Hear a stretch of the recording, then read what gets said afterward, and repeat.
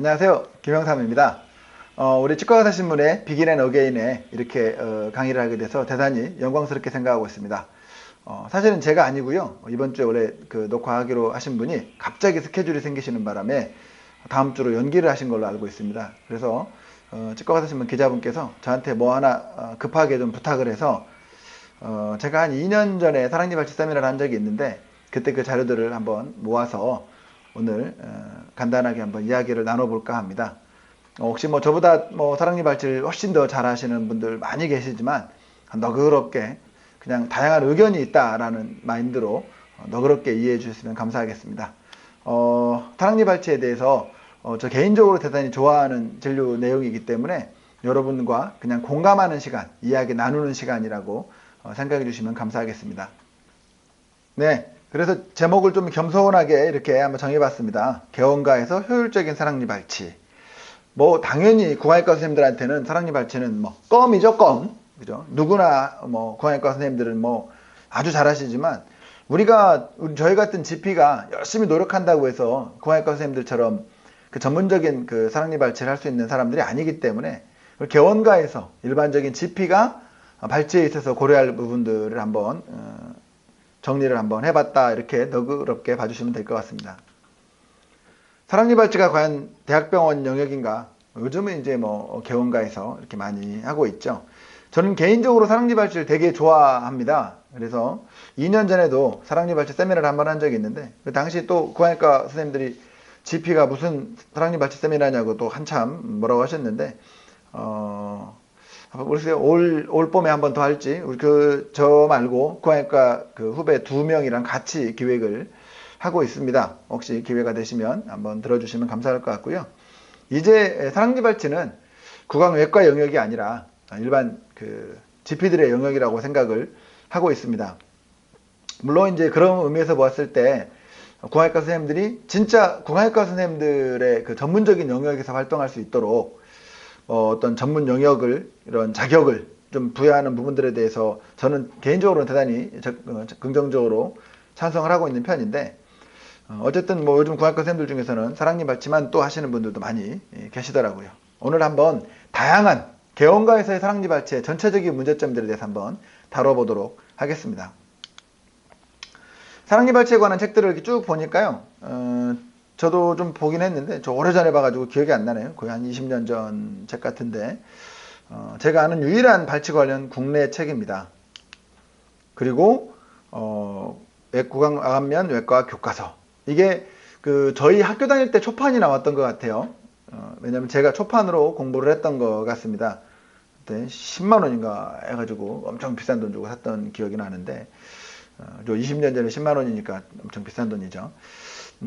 이거 이제 내용이 있고, 보면, 최근에 발치 관련 서적들이 이렇게 번역본들이 2권이 나왔습니다. 최근이라고 해봤자 2007년, 2011년입니다만은, 그러니까 번역본인데 아직 국내에는, 최근에는 이 사랑니 발치에 관련된 책자가 아무것도 없기 때문에, 우리 좀 지각 있으신, 또 이렇게 좀 관심 있으신 구강의과 선생님들 한번 좋은 책 하나 내셔서 후배들에게 좀 더 많은 도움을 주셨으면 하는 개인적인 생각을 하고 있습니다. 제가 한번 내볼까 생각을 하고 있습니다만은 사실 실력도 안 되고. 그런데 이제 문제가 뭐냐면, 제가 처음 개원을 2002년에 했습니다. 2002년에 개원을 했는데 당시만 해도 사랑니 발치는 다 돈이 안 된다, 너무 힘들다, 심지어 보험 진료 전체가 다 그랬죠. 그러다 보니까 하지 마라, 그냥 오면 보내라, 안 하는 게 더 좋다, 선배들의 충고가 다 그랬습니다. 그거 하느니 그냥 쉬어, 이런 내용이었는데, 최근에 보면 2007년, 2011년 이렇게 번역된 책이 나온다는 것 자체는, 뭐 제 보험 강의 많이 들어보신 분들은 아시겠지만 보험과 관련해서 요즘은 이제 이런 부분들도 많이 화두가 되고 있다는 걸 알 수 있겠죠. 발치 전에 알아두면 좋은 것들에 대해서 오늘 이야기를 해 볼 겁니다. 그리고 제가 사랑니 발치 전문가가 아니기 때문에 사랑니 발치에 대한 다양한 의견들, 다분히 제 개인적인 의견들. 그러나 저는 이렇게 생각해요.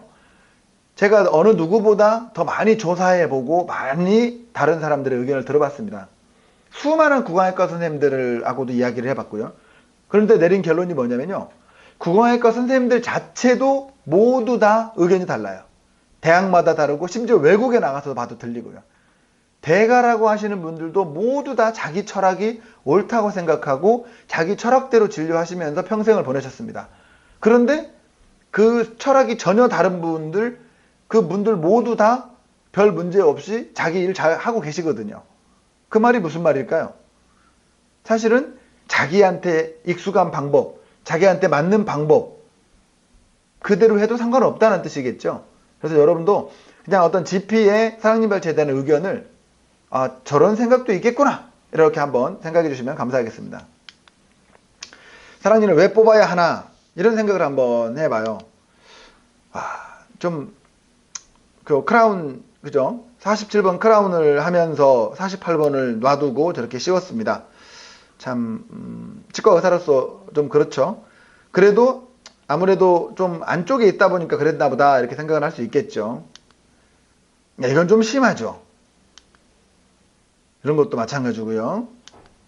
이런 것도 마찬가지고. 이건 좀 너무, 이런 거 봤을 때 정말 우리 치과 의사의 한 사람으로서 굳이 이 크라운을 사랑니 놔둔 상태에서 과연 했어야 될까, 이런 생각을 한번 해봅니다. 정말 안 좋죠? 그죠? 이런 부분도 보면 빼고 크라운 해줬다면 얼마나 좋을까, 이런 아쉬움이 들고요. 이런 경우도 보면 참, 그죠? 크라운 하면서 굳이 그렇게 따지 어려울 것 같지 않은데, 빼고 크라운 했다면 얼마나 좋았을까 하는 아쉬움이 좀 들고, 그쵸? 이런 것들도 마찬가지죠.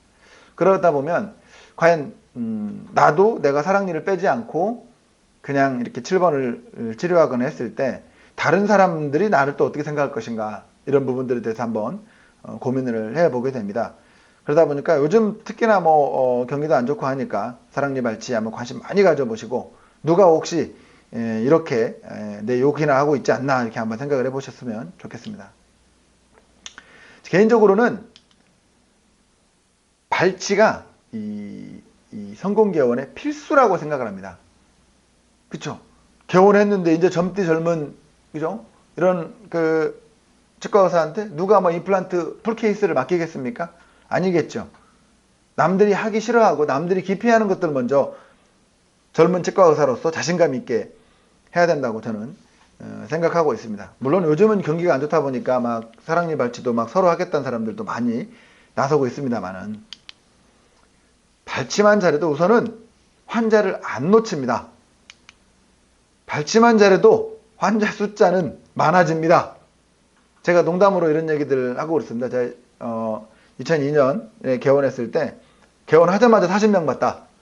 10명이 사랑니 뽑은 사람, 10명이 어저께 뽑은 사랑니 드레싱, 10명이 일주일 전에 뽑은 사랑니 스치아웃, 10명이 다음 주 사랑니 뽑을 사람, 이렇게 40명을 봤다고 얘기할 정도로 사랑니를 조금 뽑으면요, 환자가 확 늘긴 해요. 확실히. 발치뿐만 아니라 드레싱이랄지 봉합사 제거 이런 것들이 많아지기 때문에, 그렇죠? 좀 젊은 치과 선생님들에게는 꼭 사랑니 발치를 배워보라고 하고 싶습니다. 개원 초에는 병원의 안정을 위해서 사랑니 발치했는데, 요즘은 먹고 살기 위해서 사랑니 발치를 한다고 해야 되겠죠. 제가 검색 엔진에 사랑니 발치 키워드 광고를 제일 먼저 했던 사람이 바로 저입니다. 사랑니 발치 아무도 관심 없던 시절에 제가 젊은 나이에 강남역에 딱 개원을 하고 나니까 너무 걱정이 되고 떨리더라고요. 그래서 어떻게든지 환자가 좀 많이 왔으면 좋겠다. 그래서 남들은 아무도 관심 없고 아무도 하지 않던 사랑니 발치에 관련된 키워드를 제가 당시에 몇백 원도 안 했어요. 그런 키워드 광고를 해서 운영한 적이 있습니다. 그만큼 제가 지금까지 오는 데 있어서 사랑니 발치가 제 개인적으로는 가장 좋아하기도 하고 도움을 많이 준 진료 과목이라고 생각을 하고 있습니다. 아무리 저렴해도요, 노는이, 오늘 이따가 발치 수가도 한번 보게 될 건데요. 네. 그리고 발치를 많이 하게 되면 건강보험 지표 자체가 전체적으로 많이 좋아집니다. 그렇죠? 파노라마 같은 것도 인정 범위가 잘 되고요. 이거 이 얘기 하다 보면 한도 끝도 없으니까 저건 다음에 보험 강의 한번 참고를 해주시고요. 발치를 잘하면 진료를 잘해 보입니다. 저는 2001년도에 제가 페이닥터를 했는데, 그 당시에 페이닥터들은 대부분 원장님들 진료 뒷바라지를 하는 경향이 좀 많았거든요. 그러다 보니까 말 안 듣는 애들이나 사랑니 발치 이런 것만 배덕들한테 시켰어요. 그러니까 제가 페이를 좀 하긴 했지만 사랑니 발치 빼고는 할 줄 아는 게 없는 거예요. 원장님이 엔도를 막 많이 시킨 것도 아니고 큰 보철을 시킨 것도 아니고 개원을 했는데 7번이 썩어서 온 환자가 있는데 7번 치료하는 것보다 8번 뽑는 게 더 쉬워 보이니까 저는 정반대로 7번 치료를 하지 않고 8번을 먼저 뺐습니다. 그리고 7번을 치료를 들어갔죠. 그런데 발치는 조금 소질이 있어가지고 발치를 좀 잘하다 보니까 환자분들은 사랑니를 쉽게 빼고 남들은 안 빼는 것들을 빼주니까 제가 진료를 잘하는 줄 아나 봐요. 그래서 7번 치료를 저한테 딱하니 맡기더라고요. 아, 사랑니 발치가 이게 은근히 어려운 것도 있지만 쉬운 것들도 많거든요.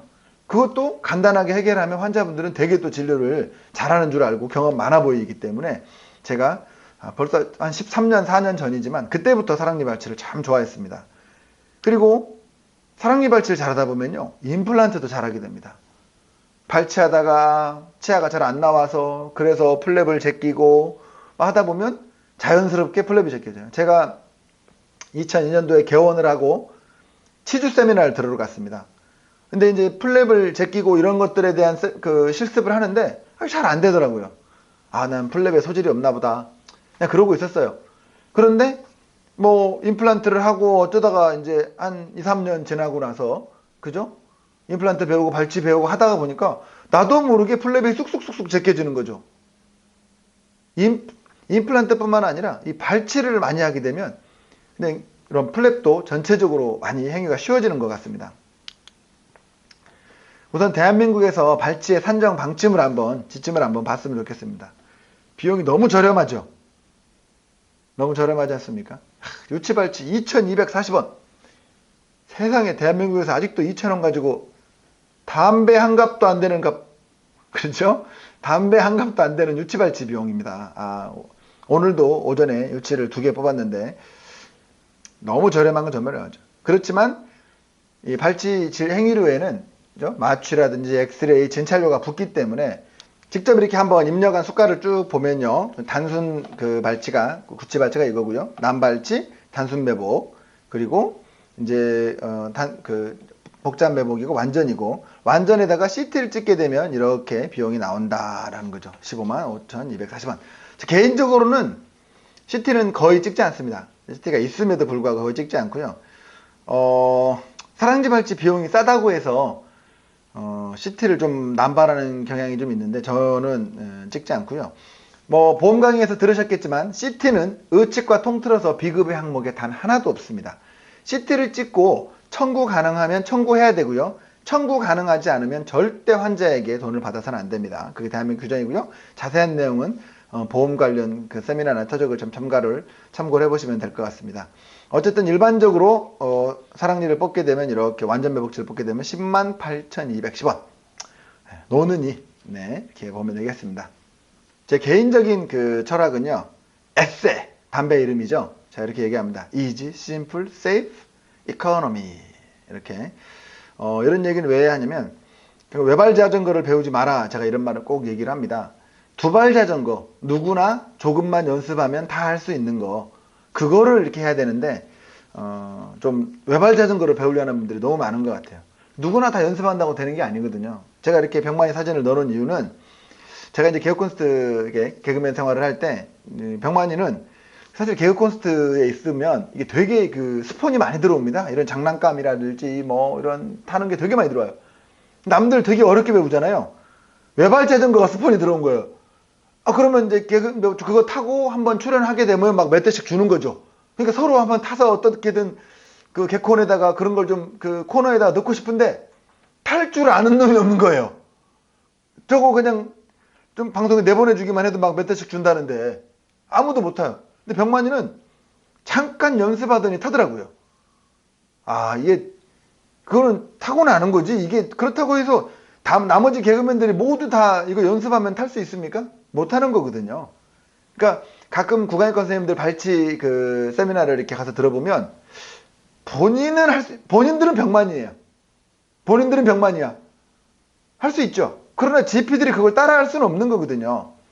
저는 이렇게 생각해요. 구강의과 선생님들이 발치를 잘한다? 그게 무슨 자랑입니까? 당연히 잘하는 거지.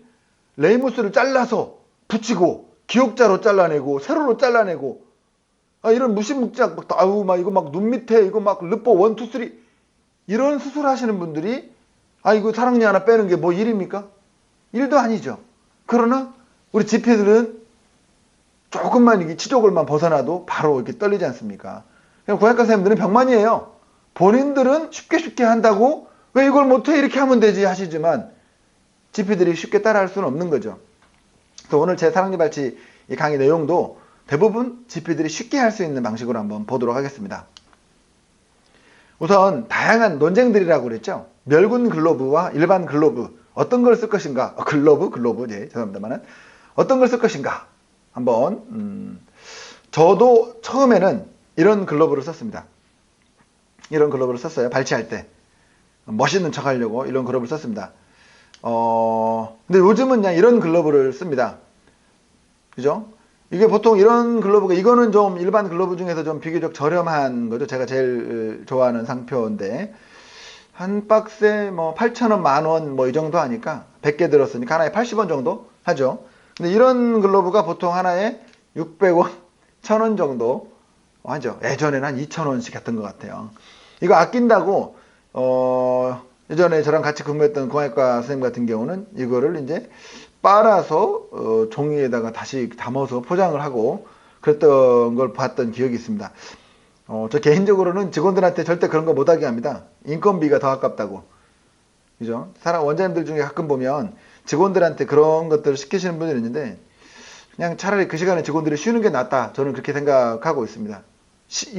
인건비보다 더 비싼 건 없다. 이게 제 철학이니까요. 이거 소속된 거 다 해봤자 이게 보면 이게 만약에 600원, 700원이라고 해도 이건 2개 들었잖아요. 이건 하나에 보통 100원 좀 안 되는 꼴이니까 2개면 뭐 150원 가격 차도 크게 안 나는 거거든요. 근데 물론 저는 그냥 이걸 씁니다. 편의상. 왜 이걸 쓰느냐? 감염은 교차 감염을 막는 게 최우선이다라고 생각을 해요. 저도 이렇게 생각했는데 미국에서 제가 UCLA 치과대학에서 한 1년 정도 있었는데 미국에서 토론토 치과대학에도 한 3개월 있었고요. 외국 애들 그 발치할 때 보니까 임플란트 할 때가 아니고 이걸 발치할 때는요. 그냥 일반 이런 글로브들을 쓰더라고요. 야 그래서 왜 너네들 이걸 쓰냐 그랬더니 교차 감염이 중요한 것이지 이게 이 글로브 자체가 이거 아무 의미가 없는 거다. 어차피 발치하고 나면 집 환자가 지 손으로 막 자기 거 이렇게 만지고 그렇게 할 건데 이게 무슨 의미가 있냐 이런 이야기를 하더라고요. 그래서 교차 감염을 막는 거에 발치는 최우선이 있다.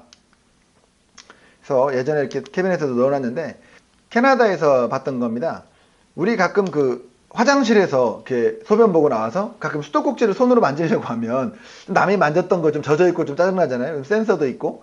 근데 이렇게 캐나다의 그 토론토 치과대학 남자 화장실에 꼭 이게 있어요. 이게 뭘까요? 이 밑에 발판에 검은색 동그라미가 보이죠? 그걸 누르면 이렇게 물이 나와요. 그래서 손으로 그 수도꼭지를 만지지 않고도 손을 씻을 수 있게 교차 감염을 되게 중요하게 생각하는 얘네들의 컨셉이겠죠.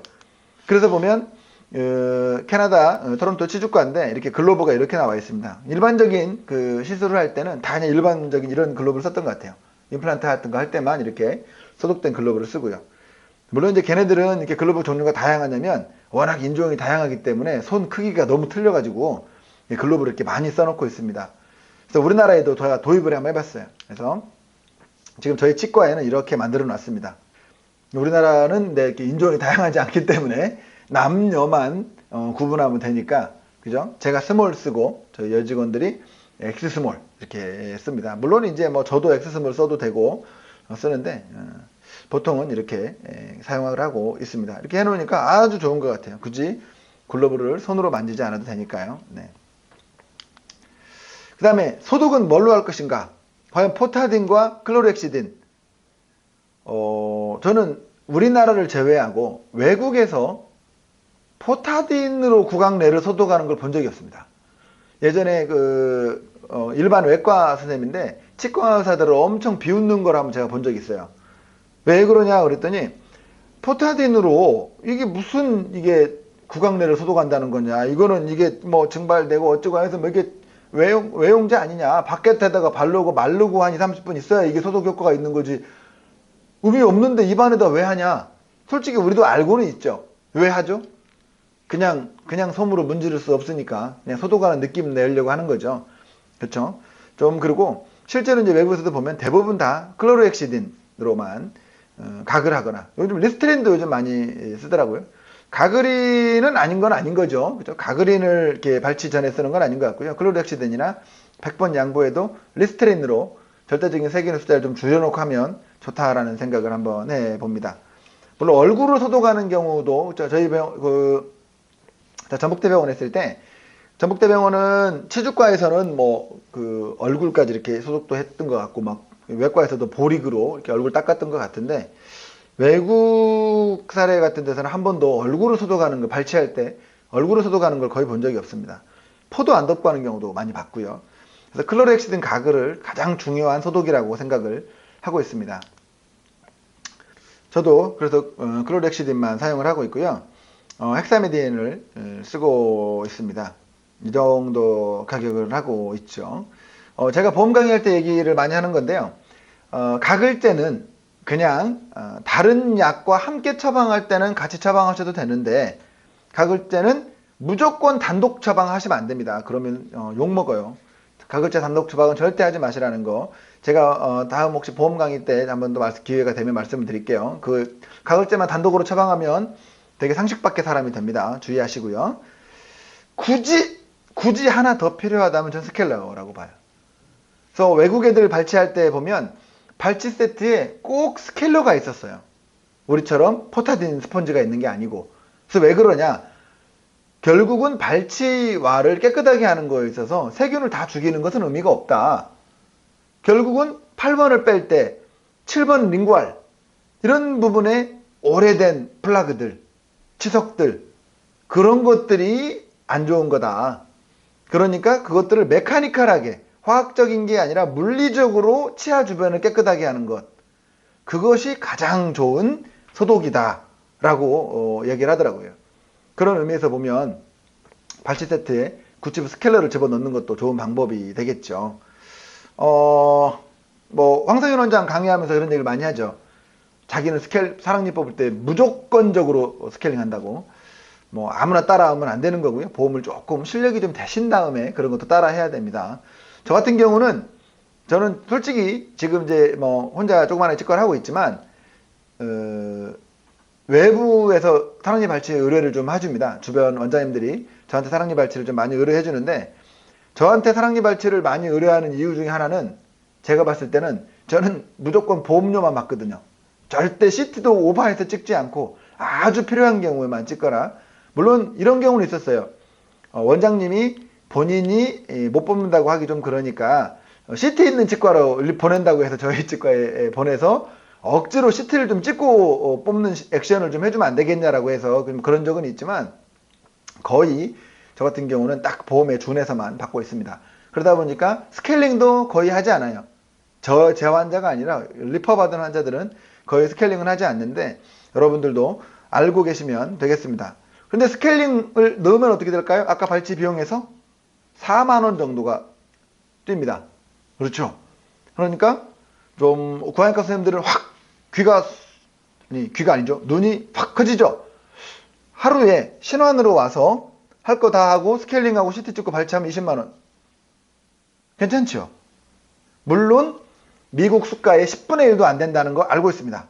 미국이 아니라 외국 수가 어느 나라를 가도 이렇게 저렴한 발치는 없죠. 그렇지 않습니까? 우리 감자탕 한 그릇만 먹어도 이 돈 나오겠네요. 그죠? 우리 직원들 회식 한번 해보세요. 아이고, 이거 발치 비용 아주 택도 없죠. 그런데 어쨌든 생각보다 발치 행위료만 생각을 하고 전체 금액을 모르시는 원장님들이 많기 때문에 약간 현실감을 가지라는 의미에서 이렇게 한번 해봤습니다. 본인이 리퍼 받지 않고 본인이 직접 환자를 운영하는 경우라고 한다면 이렇게 하시면 될 것 같습니다. 물론 이제 발치와의 지혈제라든지 다른 걸 넣고 조금 더 비급여를 하시는 분도 계시지만 대부분이 불법인 경우니까 대단히 조심하셔야 되고요. 모르겠어요. 요즘 최근에 이제 사랑니발 리퍼를 받으면서 그렇게 하는 치과들이 좀 많이 있던데 조금은 좀 자제하면 어떨까 이런 생각이 듭니다. 저는 마취하고 바로 발치를 합니다. 제가 개원가에서 사생리 발치라고 이렇게 말씀드렸던 이유는 개원가에서 대학병원처럼 그렇게 시간적인 여유를 두면서 발치할 수 없죠.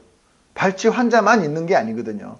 일반 진료 다 보면서 발치 환자 그때그때마다 틈틈이 봐야 되는데 어떻게 이걸 발치, 그리고 발치 전문 어시스트도 전문 인력도 아니고 그러다 보니까 저는 마취하고 바로 발치합니다. 대부분 다른 치과에서 의뢰한 케이스도요, 약속 잡고 가라고 하지 않아요. 그냥 근처에서 보내면요, 기다렸다가도 오늘 뽑고 가자고 하고 그냥 바로 뽑아줘 버립니다. 왜냐? 다음에 하려면 또 더 바빠요. 그냥 바로 빼줘 버리는데, 물론 환자가 너무 없거나 좀 병원이 한가할 때는 마취하고 조금 기다렸다가 이렇게 하고 있죠. 우리 성공개원의 키포인트, 환자는 바톤 터치. 그죠? 그래서 좀 충분히 기다릴 때도 있지만 대부분은 마취하고 바로 발치를 합니다. 그 이유인즉슨 개원가에서는 대학병원처럼 그렇게 여유 있는, 그죠? 발치를 할 수가 없기 때문이라고 생각을 합니다. 저는 그 마취도 뭐 그냥 여담인데 에스피레이션을 하시는 원장님들 되게 많으시잖아요. 저는 제 거 그 앰플 시린지는 이거 훅을 다 떼버렸습니다. 여기 보시면 훅을 다 떼버려요, 저는. 그 이유는 그냥 에스피레이션 하지 않고 무조건 하기 때문이고요.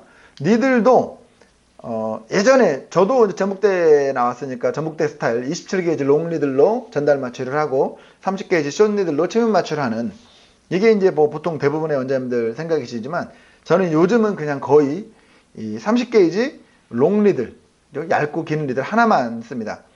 혹시 안 쓰셔본 분들 있으면 한번 써보세요. 확실히 덜 아픕니다.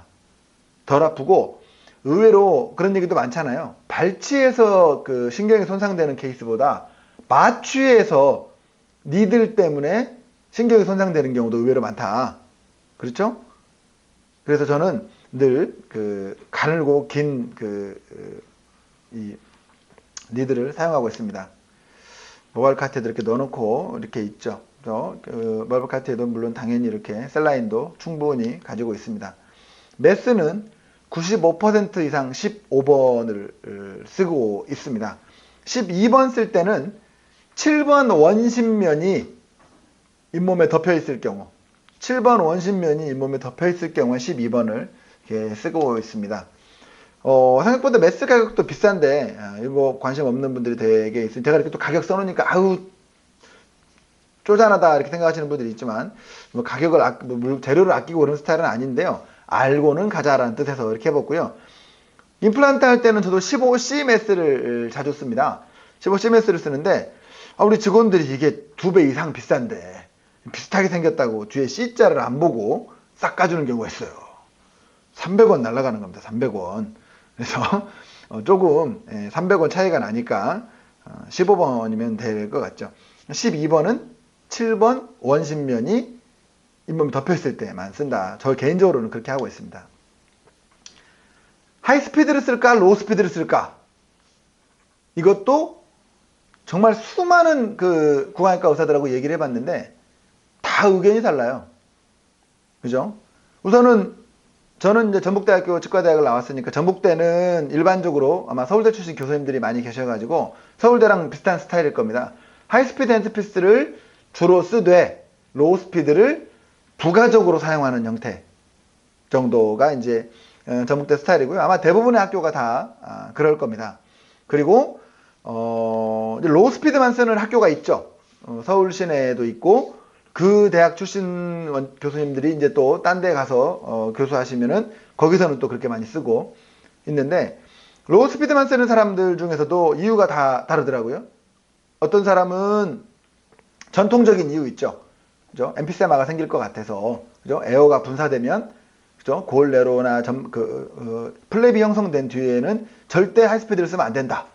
이렇게 생각해가지고 안 되시는 분도 있지만, 대부분의 이제 선생님들은 뭐 상악 구치부 후방, 그죠? 그 부분이 아니라고 하면 거의 신경 쓰지 않고 사용을 하시는 게 이제 되지 않을까 싶습니다. 로우 스피드를 이제 사용을 하게 되면 문제가 뭐냐면 사실 잘 안 들잖아요. 안 들다 보니까, 그리고 방향도 대부분 스트레이트다 보니까 옆에서 접근을 하게 되고 거의 치관의 머리를 대부분 다, 치아의 머리를 다 통째로 잘라내고 나서, 그리고 버칼본을 거의 뜯어내고 나서 발치를 하는 경우가 많습니다. 그러다 보니까 발치는 쉬울지 어려울지는 모르겠지만 무조건 붓죠. 무조건 붓고 아프는 경우가 많습니다. 물론 이제 어떤 외과 선생님은 자기가 로우 스피드를 쓰는 이유는 아무래도 이 치아나 고를 삭제할 때 치아를 삭제하는지 고를 삭제하는지 로우 스피드가 더 민감하기 때문이다라고 하시는 분도 계시더라고요. 아무래도 그것도 로우 스피드를 쓰지 않는 고양이과 선생님도 그거는 인정을 하죠. 로우 스피드가 조금은 더 센서티브하다 이런 얘기를 좀 많이 합니다. 그러긴 한데 저는 개인적으로는 로우 스피드, 사랑니를 저도 진짜 10,000개는 뺐을 거라고 생각하는데 로우 스피드는 한 번도 써본 적이 없습니다. 그렇지만 아무런 문제가 없었어요. 그죠? 제가 작년에 재작년이구나. 미국에서 이제 같이 공부할 때 좀 친했던 스페인 친구가 있어요. 스페인 치과의사 친구가 있는데 바르셀로나 치과대학을 나왔습니다. 그래서 바르셀로나 치과대학 구강외과에 잠깐 구경을 갔다가 너무 신기하고 재밌고 해가지고 거기서 이틀 동안을 발치만 구경한 적이 있어요. 바르셀로나 치과대학 구강외과는요, 스페인이 다 그런지는 모르겠습니다만은 구강외과가 발치만 합니다. 보니까 우리가 생각하는 악교정 수술이라든지 이런 거는 일반 의사들의 영역이라고 알고 있고요. 이 구강외과 의사들은 발치나 낭종적출술 이런 것만 구강 내 소수술만 하더라고요. 그런데 바르셀로나 치과대학에서 제가 이제 찍은 사진을 보험 강의할 때 많이 보여드리는데 스페인이 발치만 보험이 됩니다. 그러다 보니까 사람들이 다 썩어가지고 사랑니만 빼러 대학병원에 엄청나게 와요. 거의 공짜고요. 막 줄이 엄청나게 서 있는데 제가 이 이야기를 하는 이유는 스페인 바르셀로나 치과대학 구강외과 교수는 스페인에서 또 그 친구 말이 스페인에서 거의 유일하게 하이스피드를 금지하는 교수님이랍니다. 메인 교수님이 하이스피드를 금지해버리니까 모든 발치를 로우 스피드로 하는 거예요. 처음에 제가 봤을 때 얼마나 신기했겠어요. 전북대 출신인데.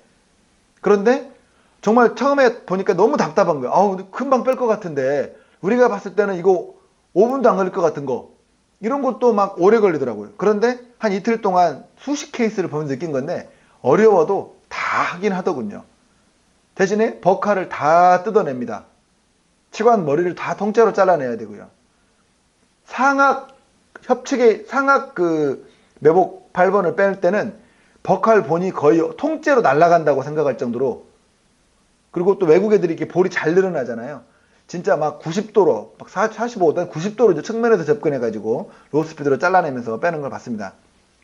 어쨌든 대한민국에서도 구강외과 선생님들마다도 스스로 어떤 게 좋다라고 결론을 못 내리고 있으니까 하이스피드를 저는 개인적으로 쓰고 있습니다. 로우 스피드만 쓰시는 원장님도 계시지만 저는 로우 스피드를 한 번도 써본 적이 없고요. 제가 다른 대학 출신 구강외과 선생님을 페이닥터로 좀 쓴 적이 있는데 그때 그 선생님이 이거를 발치할 때 많이 썼다고 하더라고요. 그래서 저희 병원에 아직도 있습니다. 있는데 저는 한 번도 써본 적이 없습니다. 그래서 이렇게 꽂아 놓고요. 보통 이렇게 핸드피스 벌을 쓰고 있습니다. NSK 발치할 때는 일반 편한 벌을 써도 된다라고 생각하시는 분들도 많은데 저는 파이어옵틱 되니까 발치가 훨씬 더 쉽더라고요. 그죠? 그래서 이제 보통 보면 이제 이 하이스피드 핸드피스를 쓰다 보면 문제가 뭐죠? 다 아시는 것처럼 결국 안에 깊숙이 있는 곳에 이 손이 안 닿죠. 버가 안 닿는 거죠. 그러다 보니까 그때만 로우 스피드를 쓰시는 구강외과 선생님들도 많이 있고, 그런데 로우 스피드를 안 쓰는 습관이 들어있는 저 같은 경우에는, 그런 경우에는 어때요? 대부분 원장님들이 벌을 살짝 빼죠. 벌을 살짝 빼서 쓰기도 하고 답답해가지고 외국에 가서 보니까 이런 것들이 있더라고요. 그래서 제가 이거를 중국에 가가지고 싸게 사갖고 왔는데 이 커플링이 잘 안 맞아 고생을 좀 많이 했어요. 그래서 어떤 체어에다 하나 고정시켜 놓고만 썼는데 잘 안 쓰게 되더라고요.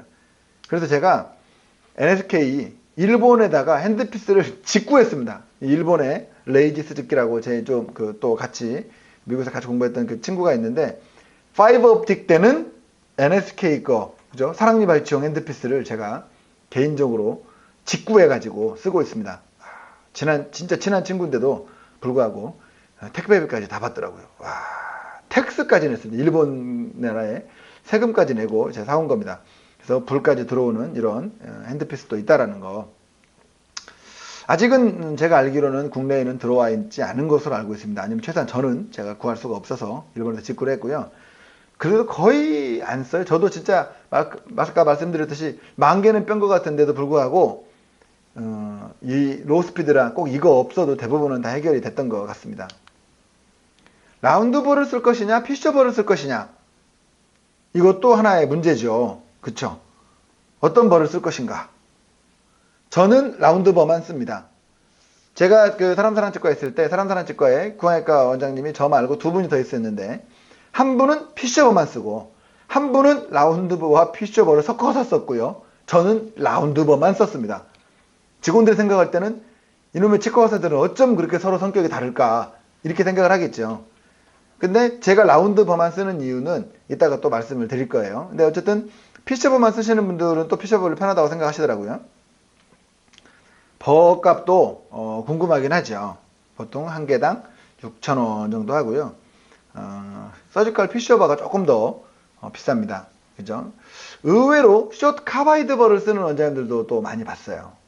참 치과 의사들마다 서로 자기가 편한 거, 서로 자기가 익숙한 것만 쓰는 거죠. 어떻습니까? 그죠? 이런 것들. 여긴 대신 여기 보면 피셔버 같은 경우도 굵기가 다 다양하고요. 이것도 굵기가 다양합니다. 근데 피셔버는 대부분 다 이 사이즈를 쓰는 것 같고, 서지컬 피셔버는. 그부터 카바이드버 이거를 쓰시는 분들은 이거보다 조금 더 굵은 걸 쓰는 사람들도 제가 좀 봤습니다. 저는 이 서지컬 버만 쓰고 있습니다. 뒷면을 보면 014라고 이렇게 나와 있죠. 그래서 이거를 지금 그 신흥 카탈로그를 한번 봤더니 4번입니다. 4번을 제가 쓰고 있고요. 비긴 앤 어게인 그 예전 동영상을 보시면 김현섭 원장님의 그 사랑니 발치 강의를 보면 김현섭 원장님께서는 8번을 쓰신다라고 그렇게 말씀하셨어요. 8번. 그리고 제가 좀 친한 구강외과 후배는 본인은 6번을 사용한다 이렇게 얘기를 하더라고요. 그래서 저는 4번을 쓰고 있습니다. 물론 이제 뭐 큰 것이 확실히 삭제량이 많고 한꺼번에 많이 자르다 보니까 잘라진 조각이 쉽게 빠져나오는 건 있죠. 그런 것도 있고, 또 대신에 이게 아무리 롱 쉔크이기 때문에 이 8번 이런 것들을 쓰다 보면 진동이 좀 심해가지고요. 핸드피스 카트리지가 쉽게 나가는 경우가 좀 있다고도 합니다. 그런 것도 좀 주의는 하셔야 될 것 같고요. 니들 뭐니? 제가 한번 재밌게 한번 제목을 해봤는데, 저희가 학교 다닐 때는 전북대학교 구강외과는 이 3제로 블랙실크를 썼던 것 같습니다. 하나씩 딱 이렇게 셀라인 통에다가 까서 담아놨던 기억이 있는데, 제가 확실히 기억하는데 거의 아마 이거였던 것 같아요. 제가 청바지 찢어지면은 외과에서 실크를 훔쳐다가 갖고 와서 꼬매고 했던 기억이 나기 때문에 대부분 다 이거 썼던 것 같은데, 저는 이걸 쓰지 않습니다. 저는 조금 다른 재료를 전혀 안 아끼는 스타일이다 보니까, 우리 원장님은 전혀 재료를 아끼지 않는데 왜 니들에서만 그렇게 추접스럽게, 그죠? 이렇게 꿰서 쓰는 거를 쓰나? 그래서 저희 직원들이 이렇게 얘기를 하더라고요. 왜 이거 원장님은 다른 재료를 안 아끼면서 이렇게 아끼냐? 아껴서 그런 게 아니라 이 굵고 큰 니들이, 아까 말씀드렸듯이 오늘의 주제는 개원가에서 봉합이잖아요. 저는 인시전도 많이 하지 않고 박리도 많이 하지 않습니다. 왜냐? 꼬매는데도 시간이 많이 걸리거든요. 결국은 개원가에서는 효율이 제일 중요한 거니까 그렇죠. 그러니까 결국은 제가 이 니들을 쓰는 이유는, 물론 비용도 비용이긴 하겠지만 봉합이 워낙 쉽기 때문에 한번 쑥쑥 금방 봉합을 하고 하기 때문에 저는 이 니들을 사용을 합니다. 모르겠어요. 저는 전북대학교가 국립대학교다 보니까 재료를 막 아끼는 스타일은 아니거든요. 사립대학교 구강외과 교수님하고 한번 이야기를 나눈 적이 있는데, 이런 것들 자잘한 것들 자문을 구하느라고 얘기를 나눴는데, 그분은 당연히 묶어 써야지 이러시더라고요. 그래서 왜 그러시냐고 그랬더니 비용이 얼만데 병원장님이 난리나 이렇게 얘기를 하시더라고요. 그래서 저는 진짜 편해서 썼는데 사립대학교는 또 비용 때문에도 그렇게 가보구나 하는 생각이 한 번씩 들었습니다. 비용이 어쨌든 싸잖아요. 그죠? 이렇게 묶어 쓰는 니들도 사이즈가 종류별로 다양하고 있고요. 제가 아마 3호를 쓰는 걸로 알고 있습니다. 다른 이런 것들, 그죠? 이런 것도 다 있지만 거의 안 쓰고 있습니다. 저는 아까 묶어서 쓰는 거에 99.9%를 그걸로 쓰고 있습니다. 저의 사랑니 발치 세트입니다. 저는 무조건 이렇게 세트를 차려놓고 합니다. 제가 세트를 차린 이유는 하나예요. 아까 말씀드렸듯이 개원가에서 효율적인 사랑니 발치 시스템은 뭐냐? 똑같은 세트로 똑같이 해야 된다는 거죠. 왜? 너무나 구강의과처럼 종류별로 다양하게 해놓고 그 전문 인력들이 어시스트를 해주는 게 아니기 때문에 그냥 발치 준비해달라고 그러면 그냥 똑같이 준비해놔야 돼요. 그게 차라리 더 효율적입니다. 뭘 준비해라 미리 말하고 어쩌고 할 시간이 없죠. 발치할 때는 딱 이렇게 준비되어 있으면 가서 얼른 발치하고 나오고 얼른 발치하고 나오고 이렇게 하는 거죠. 포셉도 필요한 경우에만 깝니다. 그래서 지금 여기 세트에 얹어놨지만 보통 때는 옆에 가지고 있고요. 저는 이제 기본기구 세트를 제가 꼭 있는 게 몰트 9이라고 하죠. 이게 몰트를 꼭 쓰고요. 몰트는 뭐 휴프리디컬 아니고 그냥 다른 회사 거, 뭐 스타킬 이런 것도 쓰고 있고요. 엘리베이터는 이 엘리베이터만 씁니다. 이따 다시 한번 나올 거고요. 그리고 서지컬 큐렛도 쓰는데 서지컬 큐렛도 좀 사이즈가 큰 걸 좋아하시는 분들도 많이 계신데 사이즈가 큰 거는 가끔 보면 조금 불편할 때가 있어요. 저 개인적으로는. 그래서 좀 이 사이즈를 제일 좋아하고요. 서지컬 큐렛만 돼도 저는 꼭 휴프리디컬을 사용을 합니다. 정밀하고 얇고 정밀한 기구들은 비싼 휴프리디컬을 사용을 하는 것이 오히려 멀리 봤을 때는 더 비용적으로도 전략이 되는 것 같아요. 그렇게 알고 계시면 될 것 같습니다. 발치 후에 빡빡 긁을 것인가? 이거 보면 지금 서지컬 큐렛 때문에 그런 얘기인데 뭐 잔존 치주인대가 발치 후 회복에도 도움이 된다라고 하죠. 그리고 매복된 치관을 감싸고 있는 폴리클을 확실히 제거하는 게 제일 중요하죠. 그죠? 폴리클을 제거하는 게 중요한 거지 발치알을 빡빡 긁는 게 중요한 게 아닙니다.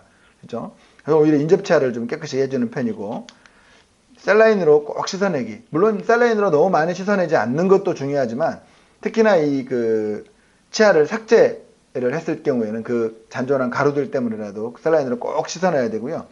저는 그 매복 치아를 치아를 커팅했을 때 반드시 커팅하고 나머지 조각을 빼내기 전에 싹 씻어냅니다. 나머지를. 치아 조각을. 왜요?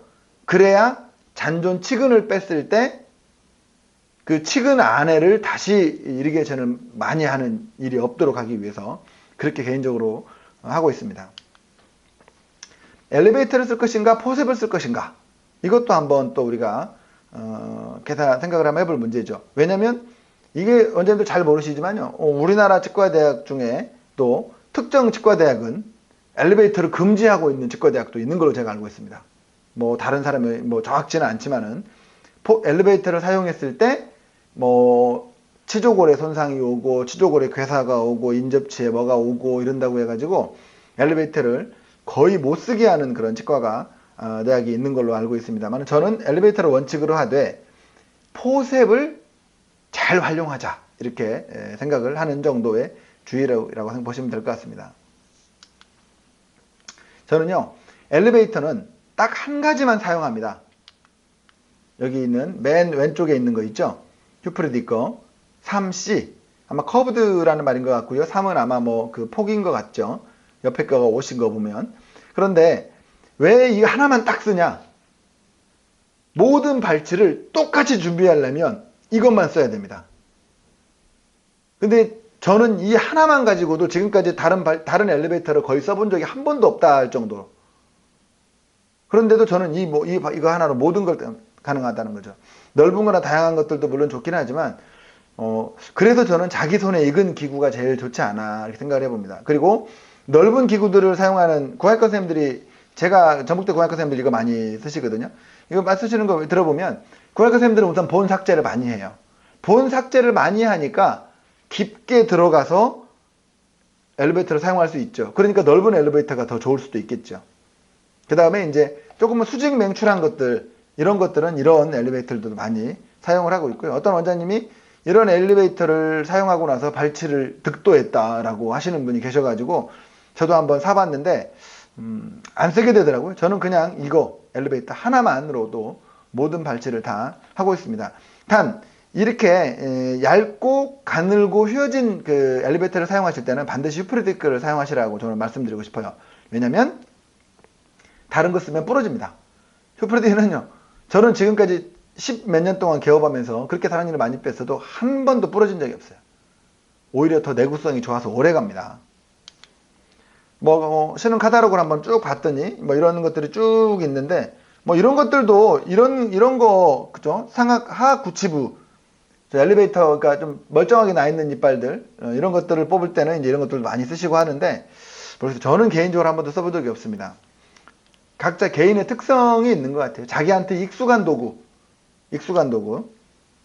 오로지 이거 하나만 씁니다. 휴프리디 3C, 가늘고 휘어진 이거 하나만 가지면 저는 앞으로 사랑니 1000개를 갖다 놓고 와도 이것 이외에 다른 엘리베이터를 쓸 생각은 전혀 없습니다. 아까 말씀드렸듯이 개원가에서는 어쩔 수가 없어요. 제가 하루에 사랑니를 27개도 빼봤습니다. 그런데 그때마다 엘리베이터를 다른 걸로 준비를 할 수가 없어요. 케이스가 비슷한 게 오는 게 아니니까. 그러다 보니까 어쩔 수 없이 한 가지만 준비해 놓고 그거에 익숙해지는 거. 근데 이제 제가 그 얘기를 했더니 어떤 여자 원장님께서 다른 여자 원장님들은 사랑니 잘 못 뽑지? 난 잘 뽑아. 이러시면서 자기는 이 도구를 사용하면서부터 발치를 깨달음을 얻으셨다. 그래서 자기는 이걸로 발치를 너무 잘 하신다라는 거예요. 그래서 저한테 카톡으로 사진을 보내주신 겁니다. 김 원장도 꼭 써봐. 이거 너무 좋아. 이렇게 해서 여러분도 혹시라도 이런 것도 참고를 해보시면 좋을 것 같고요. 이건 아마 좀 손이 좀 되시는 분이 사용하셔야 될 것 같아요. 손놀림이 정교해야지, 안 그러면 확 부러질 것 같죠. 이런 정교한 기구들은 되도록이면 휴프리디 거 좋은 걸로 쓰시는 게 좋지 않나 생각을 해봅니다. 좀 저렴하거나 좀 둔탁한 기구, 이런 건 저렴한 국산 기구도 많이 쓰는데, 저는 개인적으로 미스타큐렛 좀 추천을 많이 하는 편인데, 그런 것도 오히려 좀 친한 직원들은 이런 것들은 오히려 더 비싼 걸 사용하라고 많이 얘기를 합니다. 결론은 자기 손에 익숙한 거가 제일 중요한 거죠. 포셉은 저는 개인적으로는 포셉도 마찬가지죠. 하악, 상악, 소구치 포셉과 대구치 포셉, 유니버셜한 거, 좌우 구분이 없는 유니버셜한 소구치 포셉과 대구치 포셉만 있습니다. 아까 말씀드렸듯이 개원가에서 사랑니 발치를 많이 하려면 이거를 종류별로 해놓고 나서 좌우 구분하고 대구치, 소구치 구분하다 보면 한도 끝도 없어요. 그죠? 그러다 보니까 저는 대구치 포셉은 거의 대부분 이런 걸 사용하고 있고요. 만약에 이제 좀 깊숙이 매복되어 있다든지 잘 안 잡힐 것 같은 경우에만 소구치 포셉을 사용하고 있습니다. 루트피커도 당연히 이렇게 예리하고 섬세한 거는 미국 거를 사용을 하고 있습니다. 휴프리디 거를 사용을 하고 있고요. 이거 아까 엘리베이터도 이렇게 되어 있는 것들 많잖아요. 근데 결국은 얘네들은 쌍으로 있어야 됩니다. 그럼 직원들이 오늘 48번 뽑는 거에 맞춰서 또 48번용 갖다 놔야 되는데, 우리 개원가 환경이 그런가요? 꼭 반대로 갖다 놓는 애들이 있고, 그러다 보면 안 되고, 그러다 보니까 저는 무조건 하나만 사용하고 있습니다. 네, 지금까지 사랑니 발치에 대한 제 개인적인 생각들을 말씀을 드렸고요. 다양한 이런 의견들이 있다라는 걸로 이해를 해주시면 되고, 그 중에 자신의 방법을 선택해서 자신에게 맞춰 가시면 될 것 같습니다. 다음번에 이어서 아마 제가 강의 준비를 수직 매복된 사랑니 발치까지 아마 준비를 했거든요. 그거는 이어서 녹화를 하고요. 아마 방송은 다음 주에 이어서 나갈 것 같습니다. 다음 주에 뵙도록 하겠습니다.